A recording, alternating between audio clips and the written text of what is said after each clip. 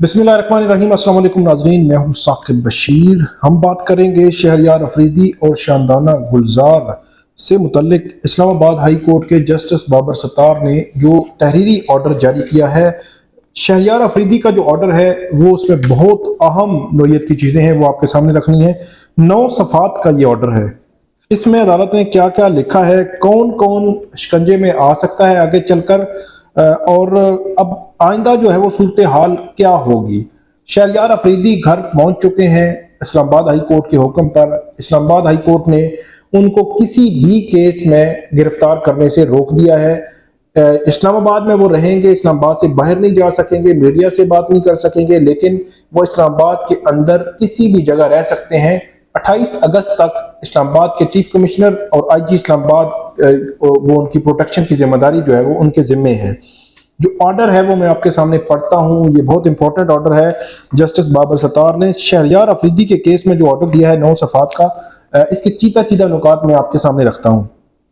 अदालत ये order pass करते हुए ये कहती है कि जो शेर अफजल मरवत हैं, जो वकील हैं शहरयार अफरीदी के, उन्होंने अदालत को बताया कि ये जो ऑर्डर 8 अगस्त को जो एमपीओ ऑर्डर इस्लामाबाद के डिस्ट्रिक्ट मजिस्ट्रेट मतलब डीसी ने जारी किया था, ये वही ऑर्डर है जो 16 मई को जारी किया गया था। और वो 16 मई का जो ऑर्डर था वो इस्लामाबाद हाई कोर्ट ने कालअदम करार दे दिया था। और उस वक्त भी ये कहा गया था कि 16 मई को सुबह 2:30 बजे सोर्स इंफॉर्मेशन मिली और उस पर डिस्ट्रिक्ट मजिस्ट्रेट ने 3 एमपीओ के तहत ये ऑर्डर जारी किया था और उनकी बीवी को भी गिरफ्तार कर लिया था। उसके बाद इस्लामाबाद हाई कोर्ट ने इस ऑर्डर को कलअदम करार दिया था।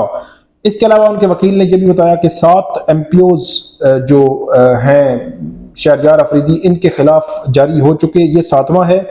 और एक एक करके उनकी तारीखें भी बताई और 7 जो वकील हैं उनकी जानिब से ये बताया गया कि उनकी तारीखों को अगर एक से दूसरे के साथ लिंक करके पढ़ा जाए तो ऐसे लगता है कि कोई सेंट्रल अथॉरिटी जो है इस सब को तरतीब दे रही है। कि अगर सीक्वेंस ऑफ इवेंट्स का आप जायजा लें तो पैटर्न ये बताता है कि एक एमपीओ अगर खत्म हो रहा है, सेट असाइड मतलब कालअदम हो रहा है किसी अदालत से, या उसकी मुद्दत खत्म हो रही है, या एमपीओ वापस लिया जा रहा है, तो दूसरा एमपीओ जारी हो रहा है। तो इसलिए एक सीक्वेंस ऑफ इवेंट्स या पैटर्न जो है वो इसमें बड़ा वाज़ेह बताता है कि इसके पीछे शायद कोई ऐसी अथॉरिटी है, सेंट्रल अथॉरिटी, जो इस सब को तरतीब दे रही है। और इसमें रावलपिंडी, जेहलम, कोहाट और इस्लामाबाद के डिप्टी कमिश्नर्स ने ये वक्तन फवक्तन 7 जो एमपीओज हैं वो जारी किए और कानून का गलत इस्तेमाल किया, जो प्रोसेस था लॉ का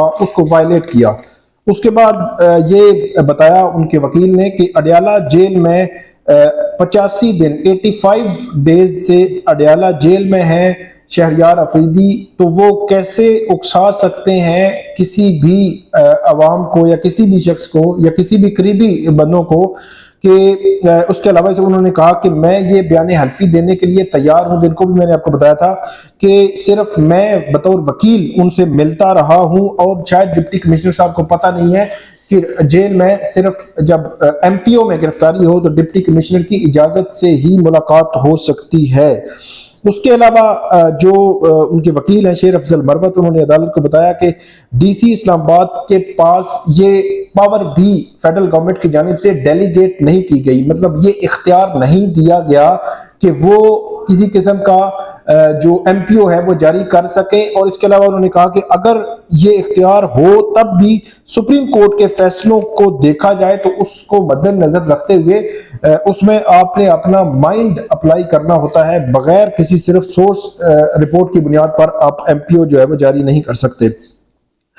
उसके बाद अदालत ये लिखती है कि जो डीसी इस्लामाबाद हैं वो भी अदालत के सामने पेश हुए। उन्होंने कहा कि इंटेलिजेंस ब्यूरो स्पेशल ब्रांच की जो रिपोर्ट्स थी उनको देखते हुए और एसएचओ था मारगला थाने के, उन्होंने ये जो डीपीओ हैं सिटी जोन इस्लामाबाद के, उनको ये रिपोर्ट भेजी जो स्पेशल ब्रांच और आईबी की जो सोर्स रिपोर्ट थी वो रिपोर्ट भेजी 8 अगस्त को और उनके साथ शेयर की, जिसके बाद उन्होंने उस पर रिपोर्ट्स पर रिलाई करते हुए बाकायदा तौर पर ये जो एमपीओ है वो जारी किया।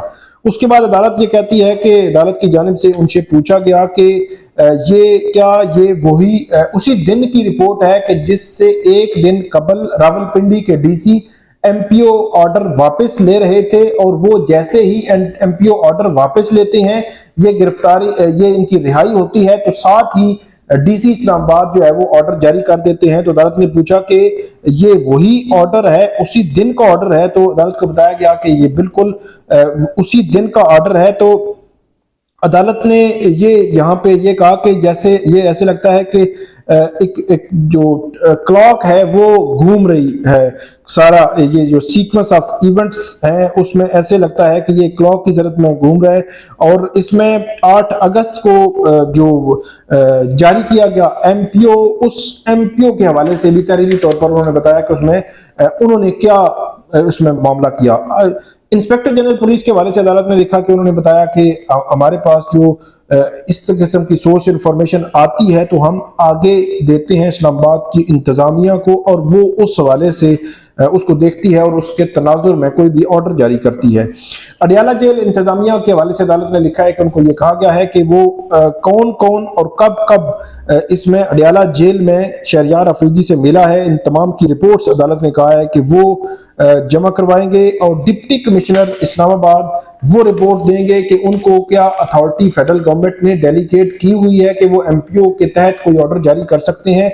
इसके अलावा आईजी इस्लामाबाद को ये कहा गया है कि वो इस सारे वाकये की एक रिपोर्ट, कंप्रिहेंसिव रिपोर्ट अपने एफिडेविट के साथ जमा करवाएंगे कि 85 दिन से अगर एक बंदा हिरासत में है, जेल में है, तो वो कैसे जो है वो इस तरह लोगों को उकसा सकता है किसी भी मामले में। तो इस हवाले से आईजी को भी कहा गया है वो रिपोर्ट जमा करवाएं। चीफ कमिश्नर से भी इस किस्म की रिपोर्ट मांगी गई है, और एमपीओ के तहत जो इख्तियारात डेलीगेशन वाला मामला है कि क्या फेडरल गवर्नमेंट ने डीसी को ये इख्तियारात दिए हुए थे, तो उस हवाले से भी अदालत ने उनसे रिपोर्ट मांगी है। आखिर में अदालत ने अपना कंक्लूजन दिया है कि बादियुन नजर में शानदाना गुलजार और शहरयार अफरीदी कि दोनों जो एमपीओ के ऑर्डर हैं ये कानूनी तौर पर दुरुस्त नहीं है।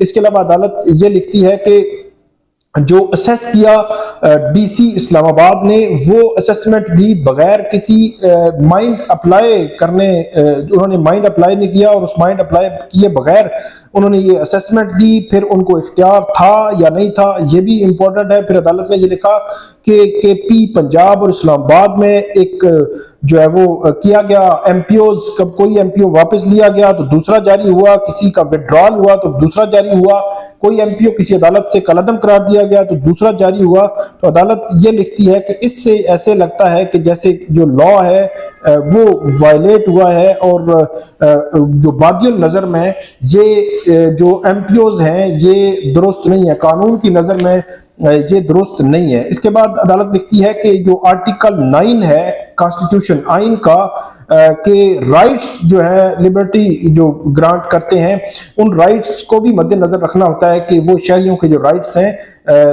जो डीसी है जब कोई एमपीओ जारी करता है तो उनको मद्देनजर रखना जरूरी होता है। लेकिन इसके बावजूद अदालत कहती है कि हम एक मौका और दे रहे हैं आपको, 28 अगस्त को आए, रिपोर्ट्स जमा करवाएं, अदालत को सेटिस्फाई करें, उस वक्त तक शानदाना गुलजार और शहरयार अफरीदी को इस्लामाबाद की हुदूद से वो बाहर नहीं जाएंगे, कोई बयान नहीं देंगे, वो इस्लामाबाद में रहेंगे, अपने घर में रह सकते हैं, फौरी तौर पर उनको रिहा किया जाए, पुलिस की प्रोटेक्शन में होगी, और आईजी इस्लामाबाद और चीफ कमिश्नर इस्लामाबाद इसके जो है वो उनकी प्रोटेक्शन की जो जिम्मेदारी है उनके जिम्मे होगी। तब 28 अगस्त को अब इस केस की दोबारा समाअत होगी। जो तौहीन अदालत वाला मामला है उसका ऑर्डर भी आना है, वो ऑर्डर जैसे आएगा वो हम आपके साथ शेयर करेंगे। उम्मीद है आपको ये वीडियो पसंद आएगी, आप हमें फीडबैक जरूर दीजिएगा। अल्लाह हाफिज।